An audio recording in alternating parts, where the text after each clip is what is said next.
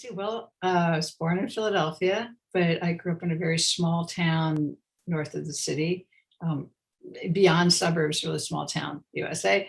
My parents were real urbanites, but my dad got a job out there, and my mom she was a teacher originally, but then she took care of the kids, and so and I studied piano, and by high school picked up a folk guitar, and I went to college with my folk guitar strapped on my back, thinking I was going to study social sciences. Was very interested in political issues, and so I went to a really alternative, really alternative and fantastic program at the University of Michigan.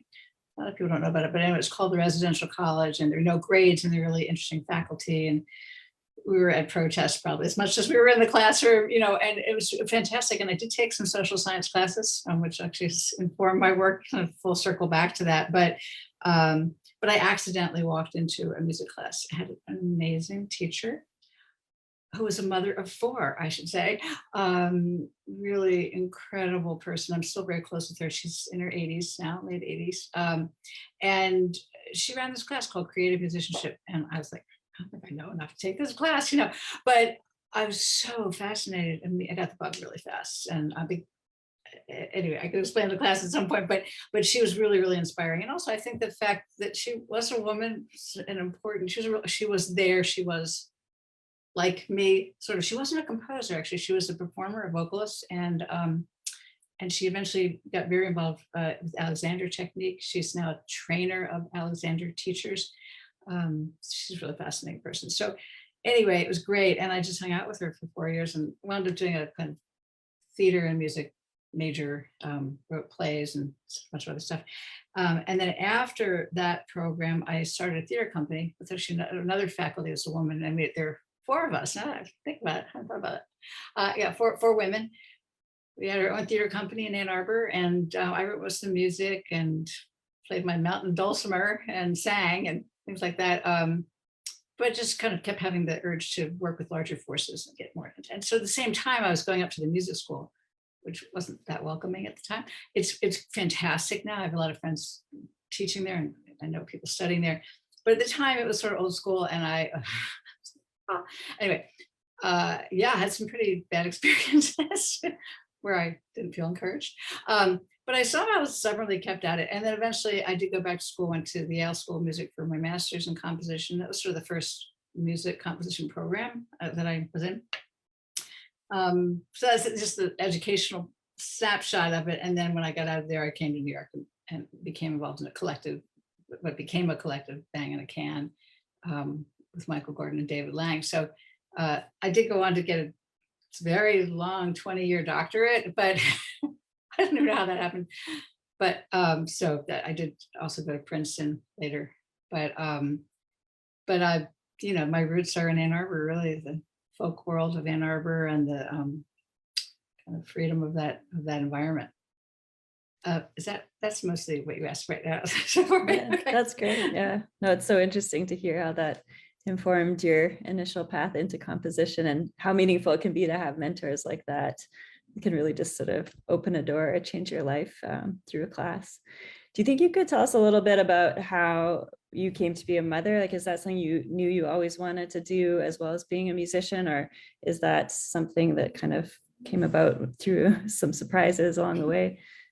There were surprises, but not in the sense of not knowing I wanted to have kids. It's funny. Yeah. I think there might have been a time where I thought, well, do I really need to have a partner or have kids? I think I questioned that at some point, but I think primarily I always assumed I'd have kids. I don't know. I have a very, well, people want to have kids for all kinds of reasons, but I do have a very loving family. I'm very close to my mother, kind of her main caretaker right now. She's 89. And so, mother-daughter relationship's great. And so why not have another continue it on? And I got married pretty young. So I was 25. Yeah, met Michael when I was 23. Still hanging out. And I thought I'd have kids right away. I tried to have kids right away. Didn't happen for 10 years. So I kind of think maybe that was meant to be. It was very painful. I was a wreck. I was like, I don't have kids. By the 11th year, I think it was like maybe about 12 years old. I don't have kids. I'd see children. I couldn't go to birthday parties of my nieces. I did celebrate with them, but it really was very, very hard not having kids for me. And not everybody wants to have kids. Not everybody should have kids. But then I realized I could be a mother in other ways, and I adopted my daughter. Yeah, she was a day old. And then I got pregnant a year later. So I had a very active career by the time I had kids. In some ways that was helpful because things were kind of in motion, and I didn't have to try to build, you're always building your life, but it was sort of going, banging the can was rolling for a good number of years. And I was writing music for different groups. So it was already, and also I took all that pain and anxiety and put it into my music. So there's some really dark pieces back. You ever hear Dig Deep? You guys heard it?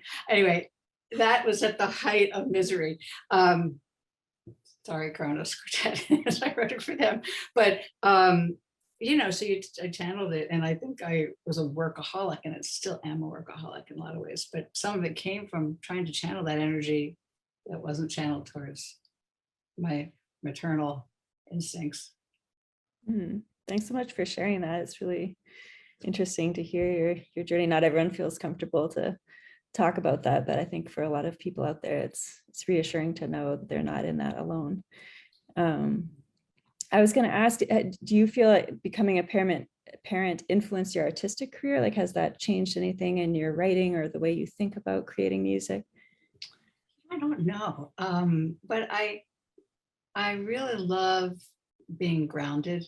Like, my kids, they were dragged to concerts for years. And sometimes they had a great time, and sometimes, but I just really like being grounded. I like having to make lunch. It's like, okay, yeah, my piece is two, my piece might be this, my this, my that.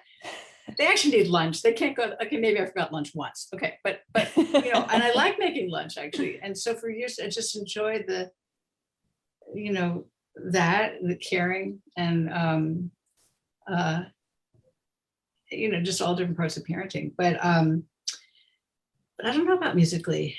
Your music evolves. Certainly, my music has evolved over the years in different ways.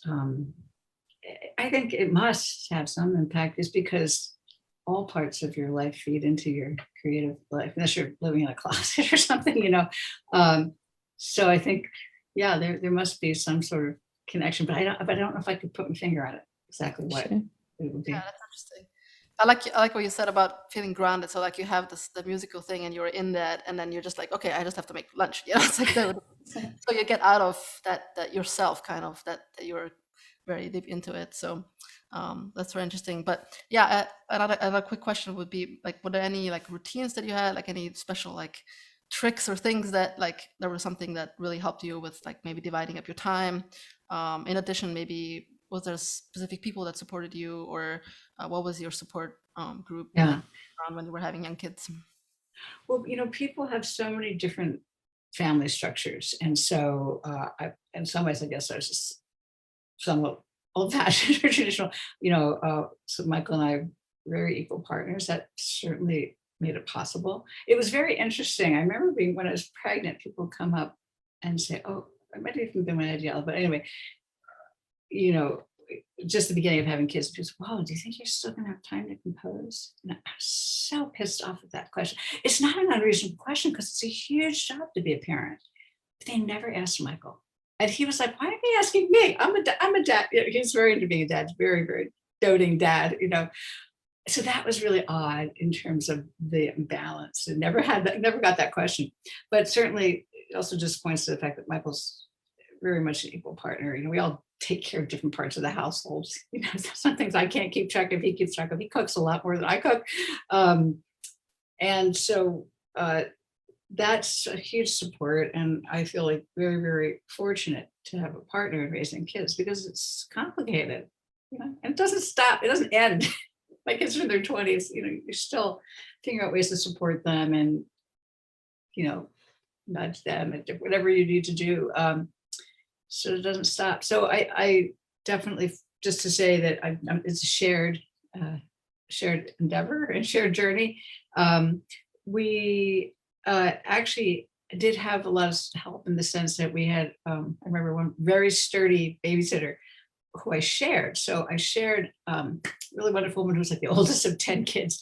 And she was terrific. She was my age actually. So it was kind of interesting to have someone helping out who was like that. And we shared her with the Langs, David Lang. So they were either, and that was like 4 kids.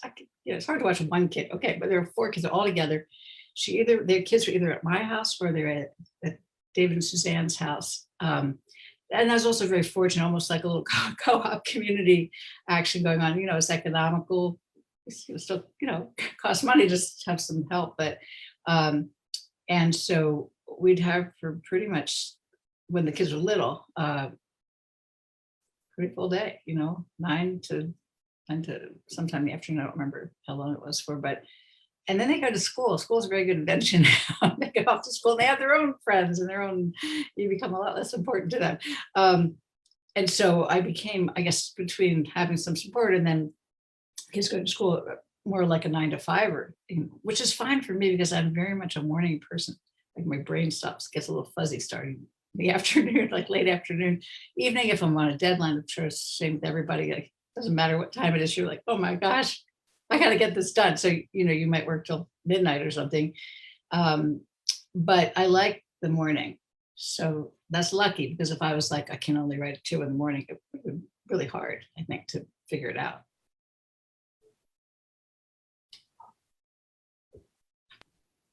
Yes, totally. Yeah. I think figuring out the time, like what time works best for you, it really is a huge help. And also just being able to juggle time and like really divide. For me, at least, like I need to kind of organize my day up to the minute to really Yes. get some things done, and also for myself to just get organized. And Small person here. So nice. I also want to say,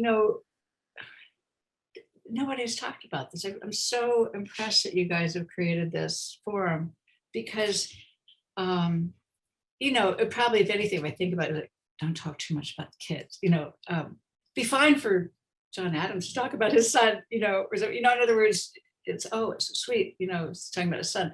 If you talk about your kids and you're a female, like in an interview or whatever, it's a little bit like, oh, she's awfully busy with those kids. There are still lingering attitudes. Certainly there were when I first was out in the field. But I always talk about my kids, and I feel like the men should talk about their kids more, but it's great. And really are just a handful of women in my generation that have kids, and hardly any in an older generation. All the people that I'm in touch with that are absolutely wonderful and are very close with nephews and nieces, there's no judgment, have kids, don't have kids.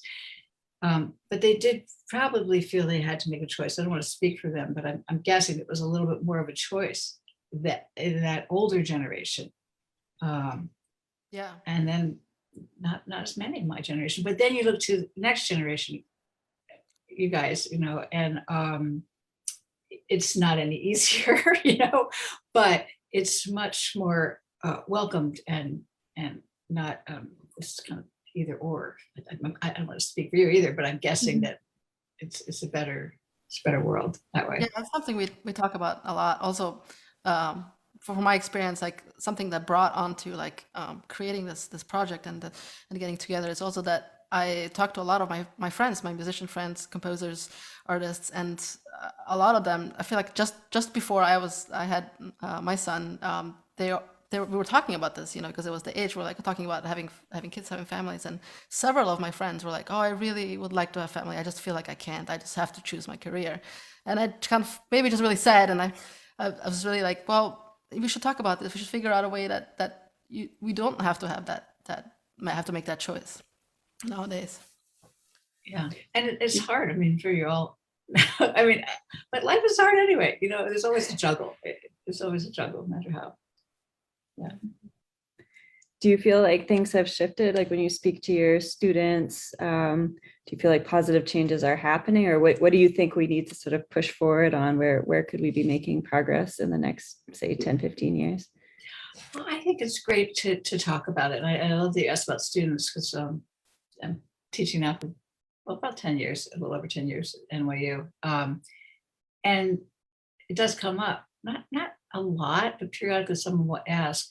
Sometimes they'll ask on the side, the kind of woman says, so well, how is it having kids? And certainly one-on-one when I teach, I don't think I've ever had that question from a male student. That's interesting. Never thought about that. Certainly from the women, they've asked it, especially in the one-on-one, lessons and stuff. And I think just showing that it's possible and talking about it is hugely helpful. Being a role model and saying these are two things that are very important to me. And also, I think just for everybody, it's just great to talk about family, and again, that can mean something totally different to different people, but just that, again, that's not all about, it's not the me kind of focus. You really have to sacrifice to have those other things in your life. And I can imagine not having them, but it's a certain kind of, by sacrifice, I don't mean a loss, but just a sacrifice that you have to give and not always just think about, I think I've found it very, I guess we're grounding again, very grounding to do it. But I do think it's important to talk about it and feel comfortable talking about it. Yeah, and we often talk about like also some specific solution, for example, with traveling or with like residencies, like artist residencies. I feel like there's still some residencies that don't accept mothers to come with children or with babysitter, or even at venues to come with a babysitter, or to even provide an option or resources for those kind of things. So some of those practical changes, I think it's Yeah. getting better a little bit, but it could probably be still improved quite a bit. Yeah, no, there's a lot of work that needs to be done there. And I think that's for the men too. Like, why couldn't but man who's a violinist that says on tour come with someone helping out? Like that image isn't so common. I mean, we definitely toured different times with the All Stars, and the cellist had a baby with them, and maybe brought someone to help with the baby, or but it's changed a little bit. I mean, Ken Thompson's in the band, and he's got 2 kids, and they're running around all over the place, which I love. So I think there are some changes, but certainly people being comfortable with it and accommodating for it. For parents that take it, which we took our kids on the road a lot when they were little. And then they did have to show up to school, but I think they only remember like the ice cream. You might be like in Torino or something. They're like, oh yeah, we had ice cream there. It could have been New Jersey, as far as they were concerned. No, I think they got a lot of some of the traveling, but we just put them on your back, and one person goes to rehearsal, the other one stays in the hotel, the other one goes out. So we definitely took the kids on the road, and again, I don't know how, and it might be different in Europe than it is in the States. I think we're probably a little bit more ahead of the game here. I think, although Kaya Sarajo has a daughter, and very involved in raising the daughter, so there are some European figures as well. But somehow I feel like it's a little bit more discussed here, as far as my experience has been. I'm interested to hear more about that as an ensemble. Did you have that conversation, like this is the kind of culture we want to create, or this is something that's important to us? Because I know that's come up in talking to different performers where maybe they're the only person in their ensemble that has a child, and they feel like people don't necessarily understand what that means in terms of scheduling a last minute rehearsal, or I don't know what that would involve for touring. So I'm curious, since it was such a tight collective and you shared babysitters, if that was like a conscious thing that you developed as a group. Well, it's interesting. Well, I think it's a pretty kid-loving group. I should say that. If you ever seen Mark Stewart, he'll just forget about the rehearsal and start playing and singing with the kid in the room. So I think it's a pretty friendly bunch and kid-friendly. But something I was going to say. Oh, but it's interesting. It's not always the men that are complaining about. Like, I remember we toured once with someone who had a baby, and they were a sub, and it was the female in the group at the time. One of them who was like, "Why is this baby on dress? Baby's crying." And I was just like, "Okay, they didn't have a kid at the time, so, maybe there was a lack of sensitivity, but I think the women also have to be I want that to sensitive. happen to me every day of my life. Oh, Mom, is the oregano slice for me? Oh, I think Mom, there's is the extra oregano sound. slice for me? It might be Philippa's iPhone. Oh, now it's silent. Okay. Yeah. So I wonder if that's Philippa Thompson. I don't know this, but if it is Philippa, she has 2 kids, and the kids are. I'll bring that up since we see the name Philippa, are very much a part of.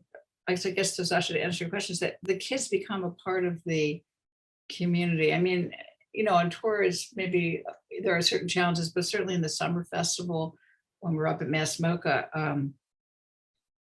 they're just out and everywhere and very, very welcomed. And that's it is a part of the culture, even like I remember at a certain point, the director who's just recently left Mass Mocha, but he's the head of Mass Mocha, came and said, I've watched these kids grow up and I've seen that, there really is a pretty homey attitude. So I think it's interesting that because we've never really talked about it. So it might be worth talking about at some point, like you guys are talking about it. It's just been pretty natural and very welcoming on the whole. I think that, except for a couple cranky people who are just, I get a crying baby is not easy. If you're on an airplane, the baby's crying behind you, you're like, But then as a mother, there's like, oh yeah, I know exactly what they're going through. And you feel like, oh, I seem like I'm a cruel mother. Your kid's like gets down on the sidewalk and starts just like, you're like, it's not me. It's they're upset. It's not, you feel very responsible for their behavior. The kids, so, but yeah, on the whole, I'd say it's welcome, but we haven't actually talked about it as much. Yeah, that's interesting. I think that's also something we mentioned in our conversations before, just having ensembles actually talk about it, make plans and like talk about when an ensemble member has kids and how to be able to support them.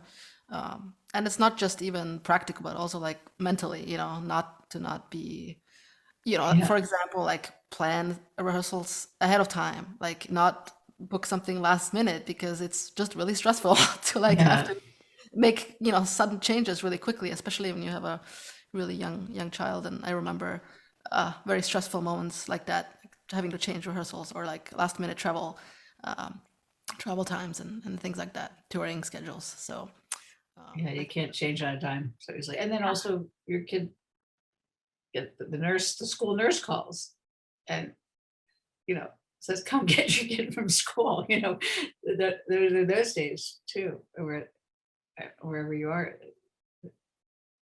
yeah, you go get your kid from school. It's just what happens. And that's also great because that is a priority. I mean, what's the music about? It's sort of reflecting life, and if you don't take care of life, it's a little complicated, So, yeah. For you, for carving out time and space to compose, how did that work, especially when your children were a little bit younger? Is that something you did from home, or I know you teach at NYU. I don't know how long, if you've been going there to do writing. Or... Well, I haven't. I love working at home. I mean, there's some drawbacks because you see like the laundry and the dishes right in front of you. But I closed that door right there. This is my studio where I am right now. So piano over there and bookshelves and stuff. I don't need much space. I just need a desk, and a piano is nice, and a desktop or something like that. And I can tune out. I'm pretty good about that. These earphones on, it's like, someone calling me?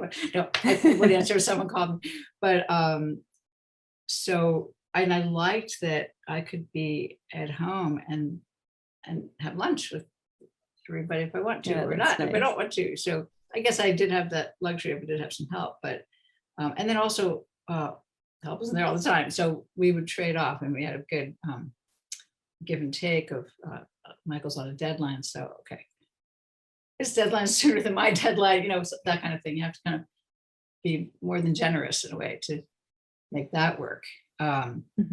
So there's that. And yeah, it's interesting. It was harder when they're younger. I think it was, well, I'm a little bit of a different case because I think the first 6 months I just stared at my daughter. It was like a baby, wow, because I had waited so long, I was very appreciative. Not that I wasn't exhausted, and not that there wasn't some postpartum in the mix there, certainly there was, but I think I might have been crankier had I not had to remind myself, like, on the cranky moments, even waiting for this, So I think I also have that in the mix, that I couldn't have it, and then I could have it and Mm. have them, in my life. So there's a few times you have to remind yourself of that, but yeah. That's great. Yeah, it definitely brings a sense of perspective, I think, to have this other thing in your life going on. And also, I won't get into all the details of it, but there was a year my daughter was very, very sick, like almost didn't survive. And so I just took that year off. And it was a terrible time, of course. I'm laughing now. But it also was really perspective building, because that's it. Everything's close. And David was great. David Lang was great. It's also great about having a good working partner. He just got, I bet we basically both moved into the hospital, where one would come back and stay with the other kid. So when my daughter was a teenager, and that's very perspective building. Meeting parents. I had a very bad year. Some of these parents have bad years because they have children with very illnesses that don't go away. So that was really, really fascinating to connect with these other parents, and know no one should know what that is, but it was actually life-changing to know what that is, and it kind of tests your family, test your partner and your whole family, really. But so I think that was pretty life-changing, to be so responsible for someone, and then you really get perspective after that. Like, again, I know I keep going back to, like, it's not all about me, but you kind of go, I'm really into this, and I love music, and I couldn't not do it. I would be very cranky if I wasn't writing music, but it's not the whole thing, and when you have something as traumatic as that, it's a big wake-up call. It's a big wake-up, because how long are we all here for? I mean, hopefully all along, really, really long time. But we're all going back to the dust eventually anyway, so you kind of have to get perspective, and that was very perspective building, and particularly as a parent, it's one thing, because there are people that sick parents, or older friends that have difficulties, but boy, when you get a kid, it's like scary. A lot of responsibility. Yeah, that's terrible. That's very, very scary, and that definitely changes your perspective quite a bit. Yeah, thank you for sharing that. Yeah, I think that's a really important message, just to, like, just having that life change being such an important thing in your life. And yeah, and it seems like, we've come back to this quite a bit, but having support system of friends and family and working environment really, really is helpful for someone who, maybe is in the middle of their career and wants to have a family, and is thinking about these things, these questions.